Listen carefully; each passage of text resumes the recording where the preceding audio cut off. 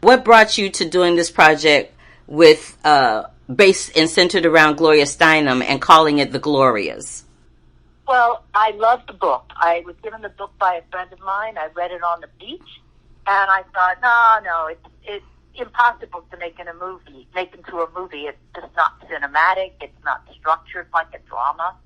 But after a day or two, I couldn't get it out of my mind, and I was so taken with her childhood, with her unfulfilled mother, with the crazy father making her travel, never going to school until she was 12, and following her father from all of these, these flea markets across the country. I mean, she loved her dad, but we didn't know that about Gloria. And so when I decided that I was going to tackle the book, and I called Gloria up and asked her permission to adapt it, she was flabbergasted, because she said, I don't know how you're going to do this, but I love your movie. And I love your movie, so go ahead.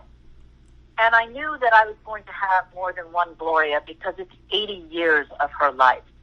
So we started with Julianne Moore. She signed on before spring. She's an activist, and I knew she could play the shit out of Gloria, for lack of a better term. I knew she could do it, especially from the Ms. Magazine times onward. But once I decided I was going to also do the childhood, I decided to have a 6-year-old, a 12-year-old, because as women we know there is no comparison between 6 and 12. And then I asked Alicia Vikander to play 20 to 40. So we have 4 Glorias, and I wanted to be able to play with time and have them interact with each other. And I had this notion of a bus out of time.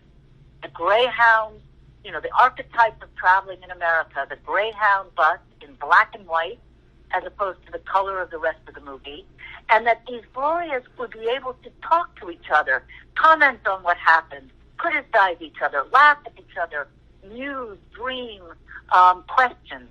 And this was very freeing, because you get to the interior life of Gloria by doing that. Not just the events and the places, but actually what was she thinking and feeling? What would she have said if she was 20 years older?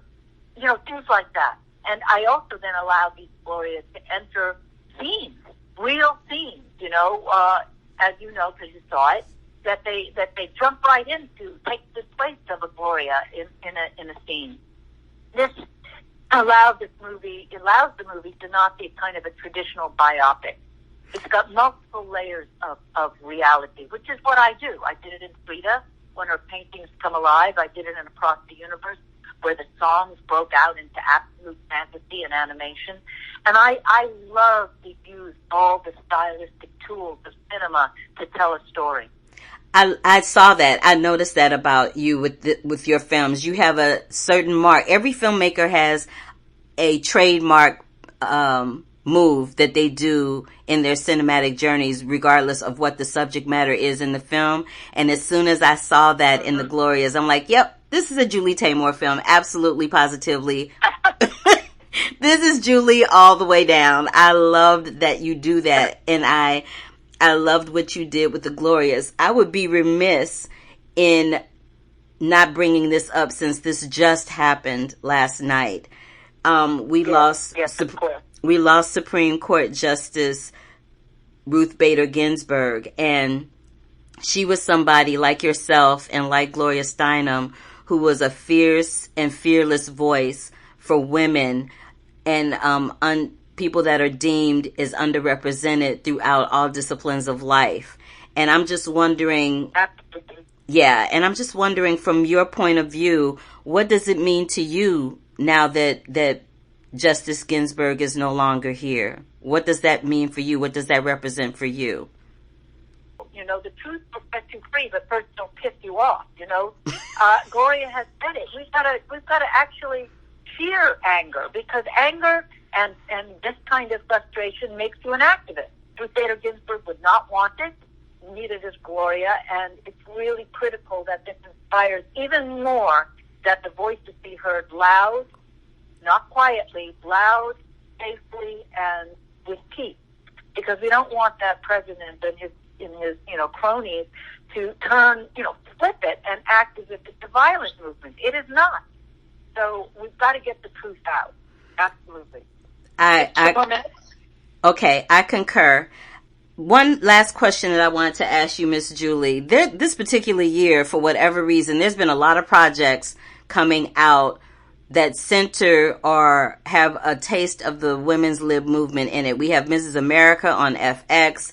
They just released I Am Woman with Helen Reddy last weekend. There's a movie that's dropping next week called Misbehavior, centered around the women's lib movement in England and how that coincided with the Miss World competition of 1970.